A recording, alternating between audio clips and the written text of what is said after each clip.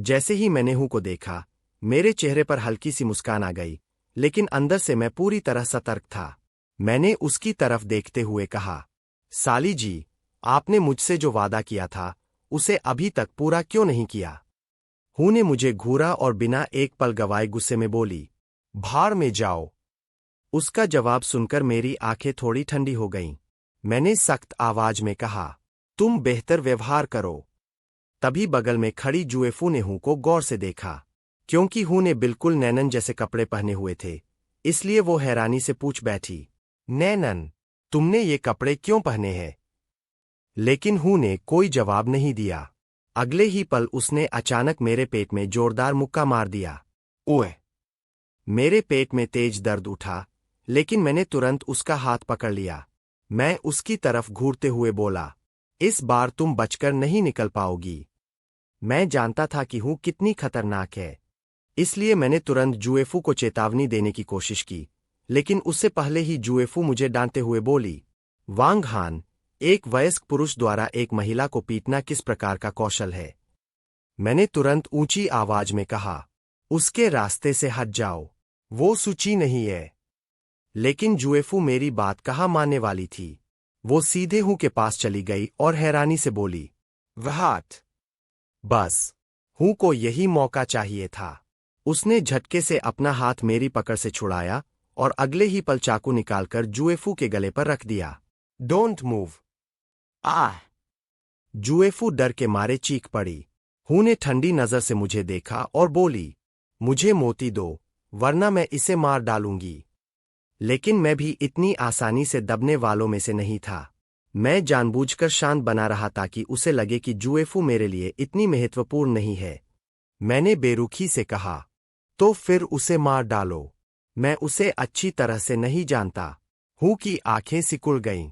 क्या तुम्हें सच में लगता है कि मैं ऐसा करने की हिम्मत नहीं करूंगी? उसने चाकू थोड़ा और दबा दिया। जुएफू के गले पर छोटा सा कट लग गया और हल्का खून निकलने लगा। मैंने देखा कि मामला और बिगड़ सकता है, इसलिए मैंने तुरंत कहा, मिस जी, लेट्स गो। मैंने मिस जी का हाथ पकड़ा और वहां से निकलने लगा। मिस जी पीछे मुड़कर हूं से बोली, आपको मोती नहीं चाहिए, ए ना? आप मोती रख सकते हैं, लेकिन कृपया किसी को चोट मत पहुंचाना। हूँ बोली, ओके। मिस जी ने तुरंत मेरे हाथ से पेंडेंट लिया और हूँ की तरफ फेंक दिया। ये रहा सामान, अब उसे छोड़ दो। हूँ ने पेंडेंट पकड़ लिया और उसी समय जुएफू को जोर से धक्का दे दिया। इसके बाद उसने बम पर जोरदार किक मारी और भागने लगी। मैं गुस्से में चिल्लाया, धिक्कार है, मोती यही छोड़ दो। भागते भागते हूँ पीछे मुड़ी और हंसते हुए बोली, क्या तुम्हें मोती चाहिए? आइए।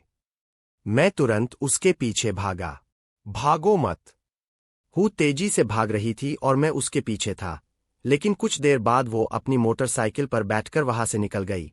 मैं दांत भींचकर वहीं रुक गया। फिर से भाग गई। उधर दूसरी तरफ सुई वहां पहुंच चुकी थी। उसने घबराकर जुएफू से पूछा, जुएफू, क्या हुआ? जुएफू अभी भी सदमे में थी। उसने सुई को घूरते हुए कहा, क्या तुम वास्तव में नैनन हो? सुई चौंक गई। क्या तुम ठीक हो, जुएफू? क्या हुआ? तुम्हें चोट कैसे लगी? जुएफू ने तुरंत कहा, अभी अभी एक महिला थी जो बिल्कुल तुम्हारे जैसी दिखती थी। उसने चाकू लिया, युवती के गहने लूट लिए और फिर मुझे चाकू से धमकाया। सुई की भौहें सिकुड़ गईं। उस व्यक्ति के बारे में क्या? जुएफू बोली। वांग हान उसके पीछे गया, लेकिन सुई को यकीन नहीं हुआ। उसने हल्की नाराजगी से कहा, जुएफू, हम सबसे अच्छे दोस्त हैं। तुम्हें मुझसे झूठ बोलने के लिए वांग हान के साथ मिलीभगत करने की जरूरत नहीं है। जुएफू तुरंत बोली, मैं तुमसे झूठ नहीं बोल रही, सच में। अगर तुम्हें यकीन नहीं है, तो तुम उससे पूछ सकती हो। मिस्ची भी तुरंत बोली, वो तुमसे झूठ नहीं बोल रही, सब सच है। अभी अभी जो दुष्ट स्त्री दिख रही थी, वह बिल्कुल तुम्हारी तरह दिखती है। सुई हैरानी में पड़ गई। क्या यह संभव भी है? जुएफू बोली, नैनन, मैंने तुमसे बिल्कुल झूठ नहीं बोला। मैं वांग हान को तुमसे झूठ बोलने में मदद क्यों करूंगी? सुई कुछ सेकंड चुप रही। फिर उसने धीरे से कहा, ठीक है, जुएफू, पहले मैं तुम्हें तुम्हारे घाव का इलाज करवाने ले चलती हूँ। उसी समय मैं वापस लौट आया। मिस्ची ने मुझे देखते ही पूछा, वांग हान, क्या तुम ठीक हो? मैंने हल्की झुंझलाहट के साथ कहा, वह तुम्हारे लिए मन का वापस नहीं लाई। वह अपनी मोटरसाइकिल पर सवार होकर चली गई। लेकिन मिस्ची ने राहत की सांस ली और मुस्कुराकर बोली, कोई बात नहीं, मुझे खुशी है कि तुम ठीक हो।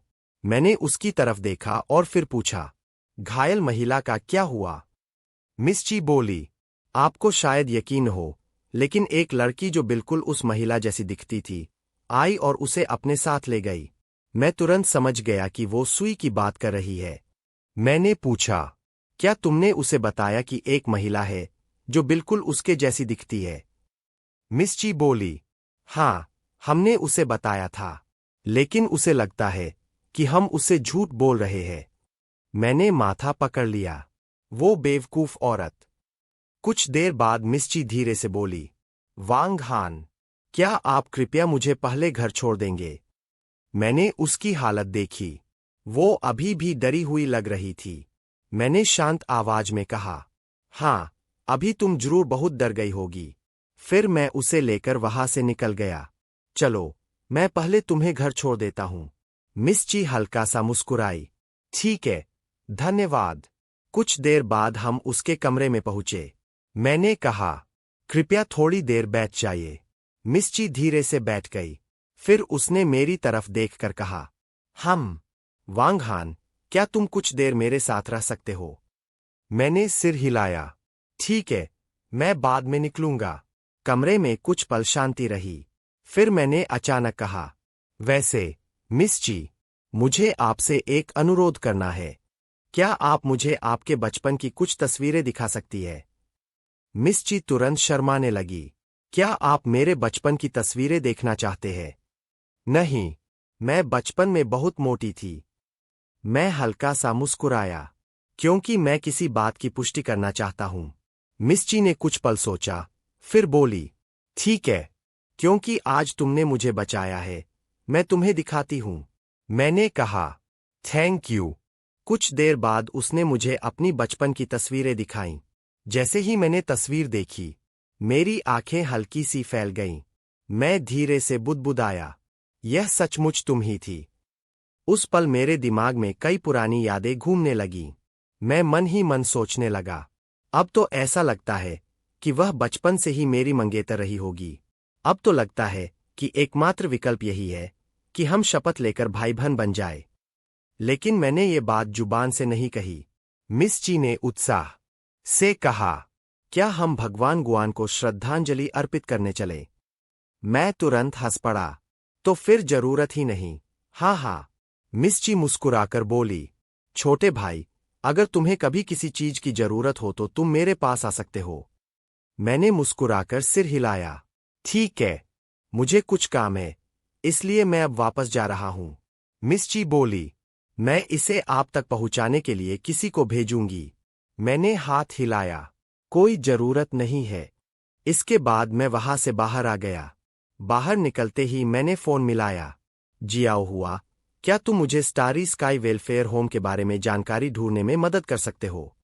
जियाओ हुआ बोला, ओके। अगले दिन मैं एक पुरानी बिल्डिंग के सामने खड़ा था। मैंने ऊपर देखा और मन ही मन बुदबुदाया, क्या यह बूढ़ा आदमी सचमुच किसी साधु की तरह यहां छिपा हुआ है? फिर मैं अंदर चला गया। अंदर जाते ही एक आदमी मुस्कुराते हुए मेरी तरफ आया और बोला, श्री वांग हान, मुझे आपसे पहले भी धन प्राप्त हुआ है, लेकिन यह पहली बार है जब मैं आपसे व्यक्तिगत रूप से मिल रहा हूं। मैंने विनम्रता से कहा, आपको इतना विनम्र होने की जरूरत नहीं है। मैं आज यहां मुख्य रूप से बच्चों से मिलने और किसी और को ढूंढने आया हूं। डीन लू ने पूछा, तुम किसे ढूंढ रहे हो? मैंने जवाब दिया, मैं झाओ डाबाओ की तलाश कर रहा हूं। तभी पीछे से आवाज आई, अरे बूढ़े झाओ, मैं यहां हूं। मैं अभी पिछवाड़े में धूप सेंक रहा हूं।